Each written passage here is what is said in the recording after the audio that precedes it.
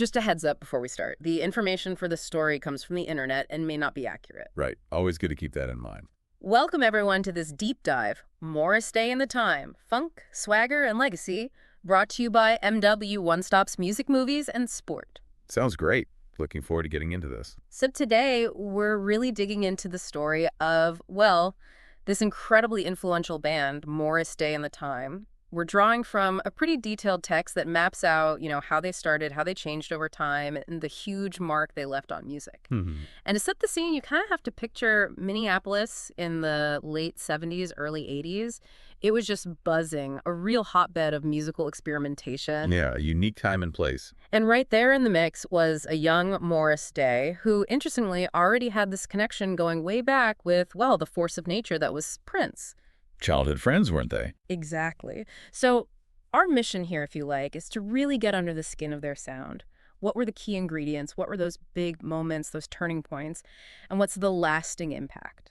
And it's fascinating how that whole Minneapolis environment really shaped things for the time. It wasn't just, another local scene. It was something different. Absolutely. It was this melting pot. You had the solid groove of funk as the bass. Right. Then the power of rock, those pop hooks you couldn't get out of your head, the soulfulness of R&B, and layered over all of it, these cool, almost futuristic synths. Slick is a good word for it. Very electronic, but still deeply funky. Yeah, the text really nails that description. Yep. And this Minneapolis sound, as people started calling it, wasn't just background noise. It was like the core DNA of the time's music. You hear it straight away. Totally. The heavy use of drum machines, those signature synth lines, and that percussive kind of slap bass sound that just makes you want to move. Couldn't escape it.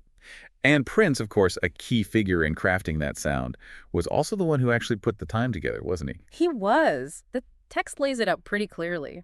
Back in '81, he basically dreamed up the band as almost a side project, a different channel for his musical ideas. So songs that didn't quite fit his solo stuff. That seems to be the idea. He was just overflowing with music, and apparently some amazing tracks he was writing didn't perfectly align with where he was going as Prince. But still very much his vibe, his vision. Oh, completely. So the time became the way for those songs to get out there, and fronting this whole explosion of funk and style.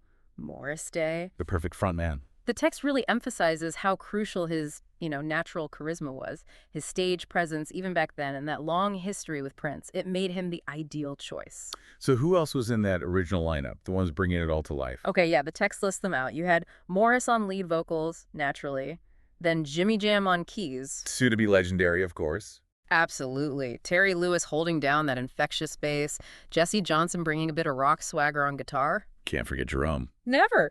Jerome Benton on percussion, but also, crucially, the comedic foil, right? The mirror routine. Iconic.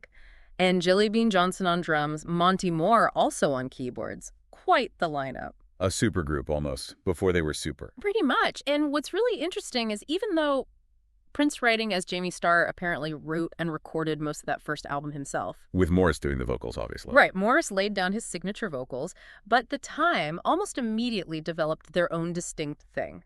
They weren't just Prince clones. They had their own look, their own attitude. Yeah. Just pure swagger. And you really see that solidify in the next albums. That first one, The Time in '81, it set the template. Yeah. Get it up. Cool. First taste of that Morris Day cool cat persona. You can hear that early 80s Prince production, clean and sharp. But then, what time has it landed in '82? Yes. That's when it felt like everything just clicked into place, didn't it? Totally. Tracks like 7779311, The Walk, Gigolos Get Lonely Too. That album really cemented their place in funk history. It did. And you mentioned Jerome earlier. That album really leaned into the whole Morris and Jerome dynamic, that banter. It became such a signature part of their act. That playful back and forth added a whole different dimension. Pure showbiz. And 777-9311. You got to talk about that drum machine programming. So unique, so complex for the time, instantly recognizable. Oh, yeah. Unmistakable. And then, fast forward to '84, Ice Cream Castle. Right smack in the middle of the Purple Rain phenomenon. Perfect timing, you could say. Definitely seems strategic. Jungle Love, The Bird. Huge hits from that one. And being featured so prominently in the Purple Rain movie, that just blew things up. Absolutely. The film took them to a whole other level of visibility, put Morris Day's stage presence right out there for everyone. Oh, his role in the film was brilliant. He played this, exaggerated, super stylish rival to Prince. The comic antagonist? Exactly. But it was all fun, you know? And his chemistry with Jerome Benton on screen. Legendary stuff. Those synchronized mirror checks, the stage antics. So memorable. Yeah, the movie's insane success was undeniably massive for introducing the time to, well, a global audience. But as often happens, things weren't always smooth sailing behind the scenes, were they? The text mentions some friction, Yeah, it seems like it was a mix of things internal conflicts, maybe creative differences, and perhaps Prince keeping quite a tight grip on the project. which led to the original lineup breaking up Right, and that infamous story about Jimmy Jam and Terry Lewis getting fired. for missing a gig because of a blizzard. Crazy story. Almost legendary now. And look what they went on to achieve as producers. Just A incredible. whole other chapter. Yeah. And then Morris Day decided to step out on his own, too. Yep, went solo, which, as the text points out, really let him show what he could do individually. Color of Success, his debut in '85. That's the one. Had the hit the oak tree. Big success. It kind of proved he wasn't just the front man for Prince's creation. He had his own musical chops. For sure. And he kept that vibe going with later albums like Daydreaming and Guaranteed. Yeah. Still had that signature funky, charismatic style people loved. His solo stuff did well. Maybe not quite time-level famous, but it definitely cemented his own brand. Established him as a solo artist, absolutely. But that wasn't the end of the Time story, was it? People still wanted that magic. No way was it the end. The demand was still there. They kept getting back together in various forms over the years. Right, like for the Pandemonium album in 1990. Yeah. And Jerk Out was such a great single off that. Showed they still had that chemistry. They toured quite a bit in the 2000s too, didn't they? They did. Even did that Grammy performance with Rihanna, which was pretty cool. I remember that. Yeah. And there was that brief name change, the original 7. Ugh. Yeah, some legal stuff, apparently. But let's be real. Everyone knew it was the time. The name didn't stick.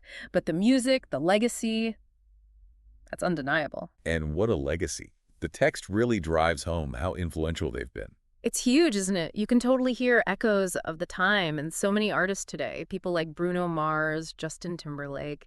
Even The Weeknd sometimes has that vibe. Anyone blending that sharp funk with strong visuals and that kind of playful stage persona? Exactly. They basically wrote the playbook for commanding a stage with style and humor. Well, It wasn't just the music, it was the whole package, the fashion, the attitude, that swagger. that swagger, and their actual music keeps getting rediscovered. Producers, DJs, hip-hop artists, they've been sampling those grooves for decades. Especially tracks like 777-930-1 and The Bird.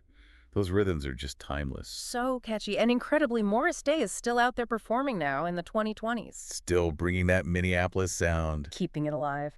And it's interesting, Prince's passing in 2016, obviously a massive loss, but it also seemed to bring renewed focus onto their shared history, the incredible music they made together. Yeah, a lot of reflection on that whole era. And through memoirs, documentaries, those reunion tours, new people are constantly finding Morris Day in the time. So wrapping up this deep dive then, what are the big takeaways? Well, I think it's clear the time were absolutely central to that whole Minneapolis sound. Morris Day's charisma was undeniable. Their music, those film appearances, iconic stuff. Cemented their place in pop culture. Mm-hmm.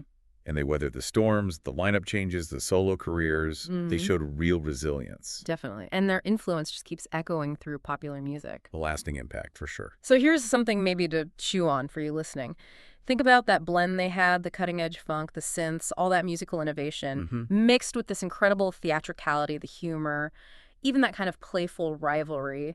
It all created something really unique and just enduring. Special kind of magic.